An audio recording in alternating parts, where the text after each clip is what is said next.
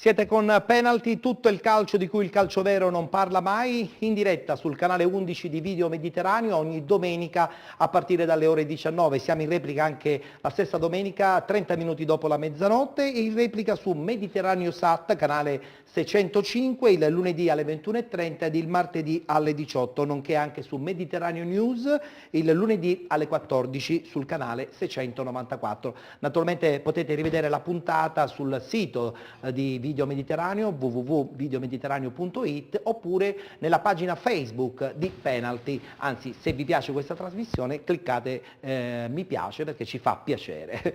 E adesso con Mario parliamo del campionato di promozioni. 4 gironi si sono conclusi ormai da parecchie settimane, c'è soltanto la bagarre playoff. Sì, si è giocato nel girone B, nel girone C e nel girone D, perché nel girone A la Folgore è in finale, sta aspettando chi? Chi sta aspettando? Vediamo. Il girone B. Il girone B. Allora facciamo una cosa, ci facciamo dare il risultato da Jenny? Certo. Che dici? Allora Jenny, il risultato del girone B, il playoff del girone B. Per quanto riguarda il campionato promozione girone B, Sì? Cus Palermo batte a 4-1 il Castelbuono. Batte 4-1 il Castelbuono, quindi a questo punto ci sarà lo scontro Folgore Contro Cus Palermo. Cus Palermo. Il presidente Scacciaferro è una Pasqua con qualche settimana di ritardo. Perché? Perché la squadra è arrivata in finale, ma perché ha una doppia succulenta chance, gioca anche in finale di Coppa contro la Libertas, che è una squadra che si è qualificata, se non sbaglio, quarta o terza nel girone A. Io l'ho vista giocare a Belpasso contro l'Atletico Catania, sempre in Coppa, è una società con problemi, che molto spesso non riesce a portare i 18 tesserati tutti quanti tra titolari e panchinari, insomma. È arrivata in finale anche perché il Borgata si è ritirato, però voglio dire, rispetto per la Libertas che se la giocherà, però il Cus ha una chance veramente gigantesca. Certo, indubbiamente. Orazio, però io credo che comunque il Folgore Selinunte sembrerebbe leggermente più avvantaggiato, perché comunque c'ha un background importante, l'interregionale, l'eccellenza l'ha fatta anche per molti anni. Questo secondo me e secondo te incide notevolmente poi al momento di andarsi a giocare un playoff? Sì, sicuramente sì, perché magari è abituata a palcoscenici più importanti e quindi già l'esperienza anche societaria può favorirli indubbiamente. Folgore ha giocato per parecchi anni nel campionato interregionale, tentando proprio addirittura la salita nella famosa Serie C2, no? Infatti, allora dire anche che Cus Palermo è molto legato al suo campo, sì. Lì ha ottenuto risultati che fuori casa non è riuscito a ottenere. Ci ricordiamo, no? La Coppa contro il Rocca di Caprileone, sì. 3-0 fuori, 4-0 dentro, adesso 4-1 secco in questa partita che doveva essere teoricamente più equilibrata, quindi giocando in campo neutro adesso queste forze non si sa dove andranno a parare di preciso. Di certo la Folgore ha, come abbiamo descritto durante la lunga battaglia con Raffadali nel girone A, ha una squadra importante. Raffadali che comunque ha fatto un grande campionato. Sì, infatti il fatto che la Folgore sia stata in gioco per un periodo dà una misura di quanto sia interessante. Certo. E passiamo adesso al girone C. Mario, cosa è successo? Hai qualche novità? Importante direi. Beh certo, nel girone C è stata celebrata ufficialmente la vittoria del Troina, che così ha coronato una seconda parte di stagione veramente straordinaria, e hanno segnato quantomeno due degli acquisti che sono stati fatti a dicembre: Nando Garrasi dal Paternò Giarre con furore, e Marletta, che piaceva il giusto alla Cireale, però ha segnato un sacco di gol sul rigore, giusto, però lui è un regista dei piedi buoni e si è fatto valere per la squadra di Peppe Pagana. E poi mi hanno segnalato, questo ringrazio il direttore Testa, un grandissimo gol dell'argentino Pablo Piuca, una cosa da centrocampo che da quelle parti dicono di non aver mai visto, un Eurogol in promozione. Quindi lui. A questo punto, se possiamo rimettere un attimo la schermata del girone C, ricordando che lo Sporting Taormina ha vinto alla grande il campionato di eccellenza, che le retrocesse sono appunto, come è segnato qui, l'Aci San Filippo, il Randazzo e il Città di San Filippo del Mela e il Città di Randazzo. E il Città di Randazzo. Di Randazzo. Appunto questa finale del Troina vince contro la Spada Forese 3-1 e andrà a giocare con la vincente del girone D. Esatto. Girone D che Anticipiamola esatto, questa cosa il Girone qui. D ha risolto la sua faccenda di derby, l'Atletico Gela ha perso in maniera sonora 5-0. E sono tanti, Dopo pochissimi minuti già Saro Genova aveva messo il suo sigillo, l'attaccante che l'anno scorso vi ricorderete ha giocato, o meglio non ha giocato la fase nazionale col mister bianco perché ha avuto dei problemi fisici, ci è arrivato un po' stanco, un po' acciaccato, in questa promozione ha pesato e ancor più con questi gol negli scontri diretti. Mi hanno descritto, non so se arriveremo ad avere in studio degli ospiti, stiamo aspettando gli ospiti mi hanno da Gela. descritto un'atmosfera che secondo me per i ragazzi dell'Atletico Gela, meno professionisti di quanto non siano quelli del Gela, non hanno saputo sostenere probabilmente. 12.000 persone, 11.000, uno stress troppo elevato probabilmente. Gela mentalmente, Gela del presidente Tuccio, forse più pronta al salto di categoria. Esatto. Dovremmo avere anche la schermata comunque di questo girone D, perché la voglio leggermente commentare anche con il nostro ospite Trombatore, perché la Sicula Leonzia ha stravinto il campionato, stravinto. Diciamo che lo ha vinto meritatamente, ma fino all'ultimo sia l'Atletico Gela che il Gela, insomma, se avessero fatto punte ad inizio campionato probabilmente avrebbero dato ancora ulteriore filo da torcere alla squadra di Alderisi. Sì, va bene, la Leonzio l'ha vinto penso anche meritatamente. Sì, certo. Certo non c'è stato tutto questo distacco, però penso che l'altro posto sarà proprio del Gela, anche se incontrerà il Troina, di Peppe Pagana, penso che il Gela è più abituato a questi tipi di partite, e soprattutto penso che anche una città come Gela merita. Però attenzione perché superiori. il calcio è pazzo, no? Cioè, sì, vorrei fare delle sorprese, ma penso che non è che... Campo neutro, non è importante avere vinto il campionato, essere arrivati secondi, non c'è posizionamento, è una finale secca. È una finale secca, ripeto però come come sono strutturate le due squadre, penso che il Gela ha più giocatori pronti alla battaglia. Sì. Ettore, prima la chiusura vorrei lasciarla al mister, però prima... Dobbiamo svelare che cosa è successo a Lentini, no? Perché certo, sì, insomma, sì. abbiamo un'intervista pre-dimissioni di Pierpaolo Alderisi, esatto, e poi insomma capiremo bene che cosa è successo. Sì. Volevi dire qualcosa? Sul discorso playoff non ci piove che il calcio giocato sia 10.000 volte meglio di quello non giocato, però attenzione anche al ripescaggio, perché con l'Orlandina che cade a picco non è detto che una di queste squadre, uscendo sconfitta, possa presentare una domanda valida di iscrizione per l'anno prossimo. E la storicità del Gela eventualmente sarebbe un'ulteriore carta in più. Qualcuno si sta cominciando già a pensare, quindi è giusto. Allora, abbiamo già anticipato qualche cosa, in settimana ci sono state queste dimissioni di Pierpaolo Alderisi come allenatore della Leonzio, e ci ha sorpreso questa cosa perché sono venute subito dopo un'intervista dove comunque bene o male si parlava di un progetto di Alderisi ancora a Lentini. L'intervista è stata realizzata da Achille Techini per Sicra Comunicazione, la guardiamo e poi insomma cercheremo di capire cosa effettivamente è successo dopo questa intervista. Siamo qui in compagnia dell'allenatore della Sicula Leonzio, Pierpaolo Alderisi, ben ritrovato mister. Allora, innanzitutto le chiedo un commento a questa stagione che vi ha visto trionfare nel campionato di promozione e ottenere la promozione in eccellenza. È un commento che si rifà in realtà alle due stagioni che abbiamo vissute. Siamo contenti di aver perseguito i due obiettivi che ci erano stati affidati come gruppo di lavoro, cioè quello di rilanciare il calcio a Lentini e quello di riportare la squadra in eccellenza. Siamo riusciti a centrare entrambi gli obiettivi, quindi siamo assolutamente soddisfatti e felici del lavoro svolto.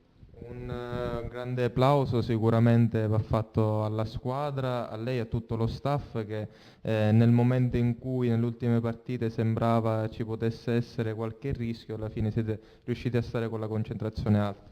Ma è normale nell'ambito di un campionato, nel girone di ritorno tutte le squadre fanno meno punti perché quelle che si devono salvare vendono cara la pelle, quindi è fisiologico e anche da un punto di vista statistico è normale che si raccolgano meno punti. Devo porle questa domanda, gira voce che nella prossima stagione del campionato d'eccellenza lei non possa essere più l'allenatore della Sicula Leonzio, è vero? Sono qui per smentire in maniera categorica ufficiale quanto è stato affermato nei giorni scorsi. Sono certo che chi ha dichiarato questa notizia conoscendola come persona seria, precisa e corretta, non appena avrà la possibilità di farlo smentirà quanto lui stesso ha affermato. Da parte mia non ci sono assolutamente problemi nel restare a Lentini e continuare questo progetto. Ecco, quindi c'è la voglia, comunque la disponibilità da parte sua di continuare questo progetto, anche se per la prossima stagione ancora vi dovete, come si dice, sedere insieme alla dirigenza. Guarda, la stagione per noi è finita da appena 10 giorni, è stata una stagione lunga, estenuante, complicata, stressante, quindi è normale che il sottoscritto, i giocatori, lo staff tecnico, i dirigenti, anche compreso il presidente Leonardi, stiamo un attimino ricaricando le batterie. Quando sarà il momento ci sederemo per programmare la prossima stagione. Ultima domanda, allora a questo punto cosa si sente di dire ai tifosi della Sicula Leonzio? Intanto mi sento di porre loro un doveroso ringraziamento per quanto sono stati vicini alla squadra anche nei momenti di difficoltà, e poi di stare assolutamente tranquilli e sereni. Stiamo lavorando insieme al presidente Leonardi per continuare questa scalata e cercare di riportare con il tempo e con i sacrifici la Leonzio là dove merita di stare.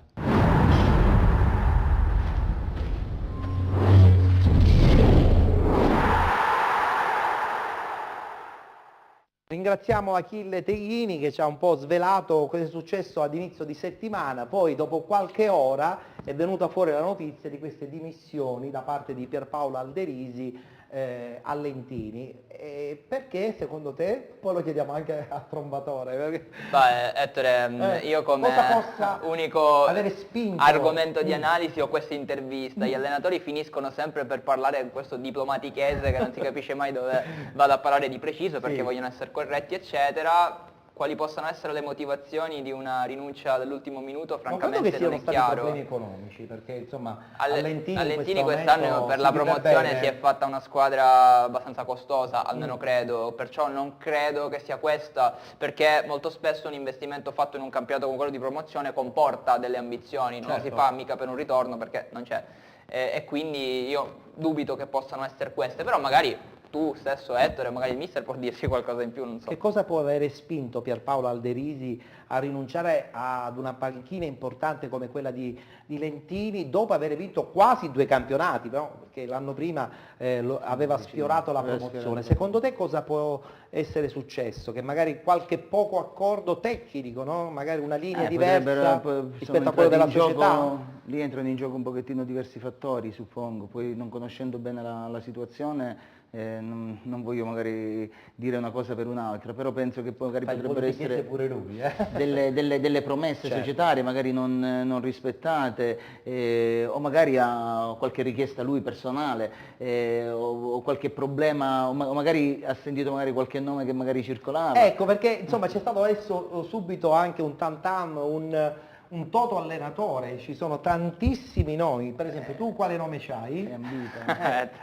Dai, svelo. Si parla di si è parlato Catania, di Carlo Breve. Tu addirittura oggi mi davi un altro nome. Sì, mi dicevano a me, io sentivo negli ambienti ho sentito Betta.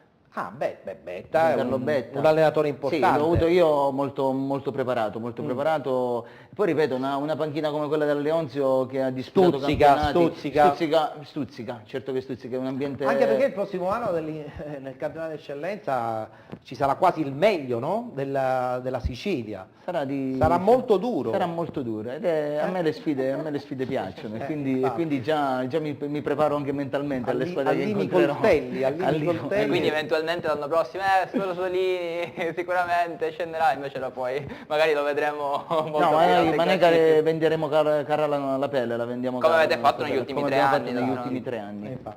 Bene, ok, salutiamo Mario Cardone. Risultato definitivo per quanto riguarda il girone A del campionato di eccellenza? Decisivo Vito Bono, 1-0 Mazzara. Quindi Mazzara in finale nazionale. Esatto. E scopriremo orientativamente la prossima settimana sia la data e la squadra dove forse dovrà andare a battagliare. Approfondiremo. Benissimo, grazie. Un saluto Mario. a tutti amici telespettatori. Grazie a Mario, e io mi sposto perché insomma devo come al solito avvicinarmi alla splendida Jenny, ci lancia la pubblicità, tra poco parleremo del campionato di prima categoria, siamo in attesa degli ospiti che dovrebbero arrivare da un momento all'altro da Gela, perché giustamente dopo una bella vittoria come quella che hanno ottenuto nei confronti dei cugini dell'Atletico hanno festeggiato e quindi giustamente ancora sono un po' in ritardo.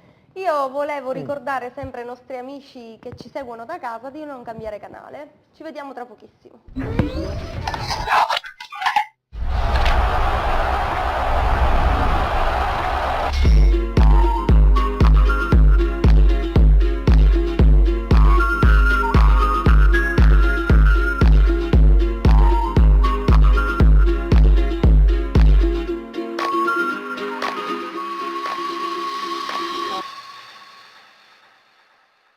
È di nuovo estate e con l'estate riesplode Donna del Mare. Per diventare una delle 8 concorrenti della nuova edizione, partecipa ai casting ufficiali. Vai sul sito www.donnadelmare.it e compila la scheda di partecipazione. Parteciperai alle selezioni per vivere un'estate di successo indimenticabile. Allora chiama al 336 9207 27. Il concorso che colora l'estate sta aspettando te. È un'organizzazione Play Village.